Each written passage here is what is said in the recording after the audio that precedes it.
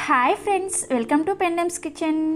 పెండెమ్స్ కిచెన్లో ఈరోజు వీడియోలో గోధుమ పిండి ఇంకా బెల్లంతో టేస్టీగా అండ్ హెల్తీగా బెల్లం గవ్వల్ని ఎలా ప్రిపేర్ చేసుకోవచ్చో చూపించబోతున్నాను. ఈ గవ్వలు చాలా క్రిస్పీగా అండ్ చాలా టేస్టీగా ఉంటాయి.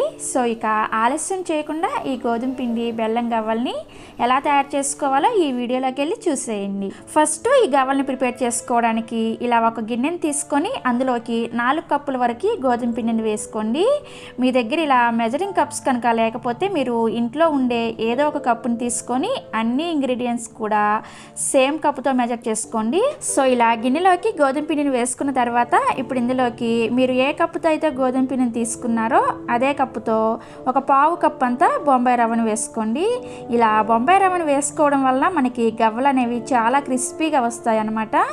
సో ఇలా బొంబాయి రవ్వను కూడా వేసుకున్న తర్వాత ఇప్పుడు ఇందులోకి ఒక పావు టీ స్పూన్ అంతా సాల్ట్ని వేసుకోండి. సాల్ట్ అనేది మరి ఎక్కువగా వేసుకోవద్దు, ఒక పావు టీ స్పూన్ అంత వేసుకుంటే సరిపోతుంది. సో ఇలా ఉప్పుని కూడా వేసుకున్న తర్వాత ఇప్పుడు ఇందులోకి ఒక పావు కప్పు వరకు కరిగించిన నెయ్యిని కానీ లేదంటే వెన్నను కానీ లేదంటే కొద్దిగా వేడి నూనెను కానీ వేసుకోండి. ఇలా నూనె కానీ నెయ్యి కానీ లేదంటే వెన్నను కానీ వేసుకోవడం వలన మనకి గవ్వలు అనేవి లోపల వరకు కూడా బాగా క్రిస్పీగా వస్తాయి అన్నమాట. నేనైతే ఇక్కడ కొద్దిగా వేడి నూనెను వేస్తున్నాను. ఇలా నూనె కానీ లేదంటే నెయ్యి కానీ వేసుకున్న తర్వాత పిండిని ఈ విధంగా చేత్తో రబ్ చేస్తున్నట్లుగా కలుపుకోవాలి. ఇలా కలుపుకున్న తర్వాత పిండిని ఈ విధంగా ముద్దలాగా చుడితే ఇలా బైండ్ అవ్వాలన్నమాట పిండి. ఒకవేళ మీకు పిండి అనేది బైండ్ అవ్వట్లేదు అని అంటే ఇంకొక టీ స్పూన్ లేదంటే టేబుల్ స్పూన్ వరకు నెయ్యిని కానీ లేదంటే నూనెను కానీ వేసుకొని పిండిని ఈ విధంగా ప్రిపేర్ చేసుకోండి. సో ఇలా ప్రిపేర్ చేసుకున్న తర్వాత ఇప్పుడు ఇందులో కొద్దిగా నీళ్ళను పోసుకుంటూ పిండిని చపాతీ పిండిలాగా కలుపుకోవాలి. ఇక్కడ ఈ పిండి అనేది మరి గట్టిగా కాకుండా అలాగే మరీ మెత్తగా కాకుండా పిండిని ఈ విధంగా కలుపుకోవాలి. సో ఈ విధంగా పిండిని కలుపుకున్న తర్వాత ఈ పిండి అనేది తడారిపోకుండా ఈ విధంగా ఒక తడి క్లాత్ను వేసుకొని ఒక 15 నిమిషాల పాటు పక్కన పెట్టుకోండి.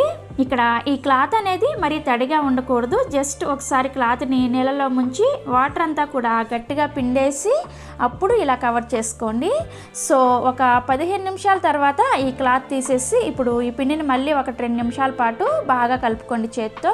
2 నిమిషాల తర్వాత మనకి పిండి అనేది ఈ విధంగా సాఫ్ట్గా తయారవుతుంది అనమాట. ఇప్పుడు ఈ పిండిలో నుంచి కొంచెం పిండిని తీసుకొని చిన్న గోలీ సైజులో రౌండ్గా బాల్స్ లాగా ప్రిపేర్ చేసుకోండి.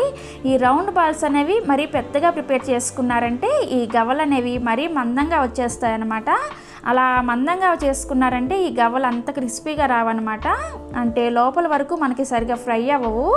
సో ఇక్కడ నేను మీకు అంతా పిండిని కూడా రౌండ్ బాల్స్ లాగా చేసిన తర్వాత చూపిస్తున్నాను చూడండి. ఈ విధంగా చేసుకోండి.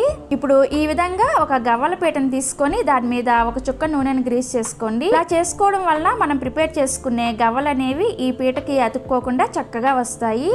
సో ఇలా ఆయిల్ గ్రీస్ చేసుకున్న తర్వాత ఇప్పుడు ఒక్కొక్క పిండి ముద్దను తీసుకొని ఈ పీట మీద పెట్టి బొటన వేలుతో ఈ విధంగా ప్రెస్ చేశారంటే మనకి ఈజీగా గవ్వ తయారైపోతుంది అనమాట. సో ఇదే విధంగా అన్ని బాల్స్ని కూడా గవ్వల్లాగా చేసేసుకోండి. ఒకవేళ మీ దగ్గర గవ్వల పీట లేకపోతే ఈ విధంగా ఒక ఫోర్క్ని తీసుకొని ఈ ఫోర్క్తో కూడా ప్రిపేర్ చేసుకోవచ్చు ఈ గవ్వల్ని. సో ఈ గవ్వల్ని ఫోర్క్తో చేసుకోవడానికి ముందుగా ఒక ఫోర్క్ని తీసుకొని ఫోర్క్ వెనక వైపున కొద్దిగా ఒక చుక్క నూనె వేసి ఈ విధంగా అంతా కూడా అప్లై చేసుకోండి. ఇలా చేసుకున్న తర్వాత ఇప్పుడు ఒక పిండి ముద్దను తీసుకొని ఈ విధంగా చేసుకున్నారంటే మనకి గవ్వలు అనేవి చాలా ఈజీగా వచ్చేస్తాయి. ఒకవేళ ఇలా కాదు అనుకుంటే మీరు ఈ విధంగా ఒక జాలి గరిటెని తీసుకొని దాన్ని కూడా వెనక వైపు ఒక సైడ్లో కొద్దిగా ఆయిల్తో గ్రీస్ చేసుకొని ఒక పిండి ముద్దను తీసుకొని దీని మీద పెట్టేసి ఈ విధంగా చేసుకున్నా కూడా మీకు గవ్వలు అనేవి చక్కగా రెడీ అయిపోతాయి. సో ఇలా మీకు ఏది అవైలబుల్గా ఉంటే దాంతో గవ్వలన్నింటినీ కూడా ప్రిపేర్ చేసేసుకోండి. సో ఇక్కడ నేను మీకు గవ్వలన్నీ కూడా ప్రిపేర్ చేసిన తర్వాత చూపిస్తున్నాను చూడండి. ఈ విధంగా చేసేసుకోండి. సో ఇలా ప్రిపేర్ చేసుకున్న తర్వాత ఇప్పుడు వీటిని ఫ్రై చేసుకోవడానికి స్టవ్ మీద ఇలా ఒక బాండీలో డీప్ ఫ్రైకి సరిపడా నూనెను పోసుకొని వేడి చేసుకోండి. ఇక్కడ నూనె అనేది మరీ ఎక్కువగా వేడిగా ఉండకూడదు అనమాట. మనం నార్మల్గా డీప్ ఫ్రై ఐటమ్స్కి ఎలా అయితే వేడి చేసుకుంటామో అలా వేడి ఉంటే సరిపోతుంది. సో నూనె అనేది కాగిన తర్వాత మంటని మీడియం ఫ్లేమ్లో పెట్టుకొని మనం ప్రిపేర్ చేసుకున్న గవ్వల్ని కొద్దిగా వేసుకొని వీటిని ఫ్రై చేసుకోండి. వీటిని నూనెలో వేసిన తర్వాత గరిటతో కలపకుండా 1 నిమిషం పాటు వేగిన తర్వాత ఈ విధంగా గరిటతో కలుపుకుంటూ మీడియం ఫ్లేమ్లో మాత్రమే వీటిని మంచి గోల్డెన్ కలర్ వచ్చేంత వరకు ఫ్రై చేసుకోండి. మీరు కనుక హై ఫ్లేమ్లో ఫ్రై చేసుకున్నారంటే ఇవి పైన కలర్ వచ్చేస్తాయి కానీ లోపల పచ్చిగా ఉండిపోతాయి అండ్ క్రిస్పీగా కూడా రావన్నమాట. సో అందుకని మంటని మీడియం ఫ్లేమ్లోనే పెట్టుకొని ఈ విధంగా మంచి కలర్ వచ్చేంత వరకు ఫ్రై చేసుకోండి. సో ఇక్కడ నేను మీకు గవ్వలన్నీ కూడా చక్కగా ఫ్రై అయిన తర్వాత చూపిస్తున్నాను చూడండి. ఇదే విధంగా మిగిలిన అన్ని గవ్వలను కూడా ఫ్రై చేసేసుకోండి.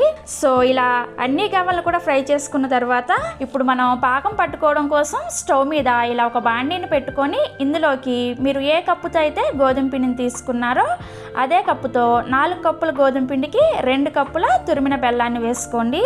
సో ఇలా బెల్లం వేసుకున్న తర్వాత ఇందులోకి 1/2 కప్పు వరకు నీళ్ళను పోసుకొని మంటని మీడియం ఫ్లేమ్లో పెట్టి ఈ బెల్లం అంతా కూడా చక్కగా కరిగే వరకు కలుపుకుంటూ ఉండండి.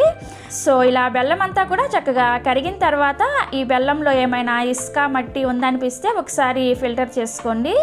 సో ఈ విధంగా బెల్లం పాకం ఉడుకుతూ ఉన్నప్పుడు ఇప్పుడు మంటని లో ఫ్లేమ్లో పెట్టుకొని పాకాన్ని ప్రిపేర్ చేసుకోండి. ఇక్కడ మనకి ఉండపాకం రావాలన్నమాట, అంటే ఒక సాఫ్ట్ బాల్ లాగా రావాలి. సో ఒకసారి ఈ పాకాన్ని చెక్ చేద్దాము. ఇలా ఈ బెల్లం పాకాన్ని చెక్ చేయడానికి ఇలా ఒక గిన్నెలో కొద్దిగా నీళ్ళను పోసుకొని ఆ గిన్నెలో ఇలా కొద్దిగా బెల్లం పాకం వేసి చూస్తే ఇది మనకు సాఫ్ట్ బాల్ లాగా రావాలన్నమాట. చూసారా, ఇది ఇంకా సాఫ్ట్ బాల్ లాగా రావడం లేదు. సో దగ్గరుండి మరో 2-3 నిమిషాల పాటు లో ఫ్లేమ్లో ఉడికించుకోండి. 2 నిమిషాల తర్వాత మళ్ళీ ఒకసారి ఇదే విధంగా చెక్ చేసుకోండి. సో ఇక్కడ నేను మీకు చూపిస్తున్నాను చూడండి, మనకి పాకం అనేది ఈ విధంగా ఒక సాఫ్ట్ బాల్ లాగా రావాలన్నమాట. ఇలా కనుక పాకం వస్తే మనకి పర్ఫెక్ట్గా రెడీ అయిపోయినట్లే. ఇలా పాకం వచ్చిన తర్వాత స్టవ్ను ఆఫ్ చేసేసి ఇప్పుడు ఇందులోకి వెంటనే మనం ముందుగా ఫ్రై చేసుకున్న గవ్వలను వేసుకోవాలి. మీరు కనుక లేట్ చేసేసారంటే ఈ పాకం అనేది గట్టి పడిపోతుంది, అప్పుడు గవ్వలకి సరిగా పట్టదనమాట. అందుకని వెంటనే వేసేసుకొని ఈ పాకం అంతా కూడా గవ్వలకి పట్టేలాగా చక్కగా కలిపేసుకోండి. మీరు కావాలంటే ఈ పాకంలో కొద్దిగా యాలకుల పొన్ను కూడా వేసుకొని కలుపుకోవచ్చు. నేనైతే ఇక్కడ వేయలేదన్నమాట. సో ఈ విధంగా చక్కగా కలుపుకుంటూ ఉంటే మనకి గవ్వల పైన బెల్లం లేయర్ వచ్చి ఈ గవ్వలు అనేవి అచ్చం స్వీట్ షాప్లో లాగా ప్రిపేర్ అయిపోతాయి. ఇక్కడ మీరు తీసుకున్న బెల్లం అనేది మరీ జిగురుగా ఉండేది తీసుకోకూడదు, అంటే 1 కేజీ కుందిలాగా వస్తుంది కదా, అలాంటి బెల్లాన్ని కనుక ఈ గవ్వలకి వాడారంటే ఈ గవ్వలు అనేవి ఒకదానికొకటి జిగురుగా అతుక్కుంటాయి అన్నమాట.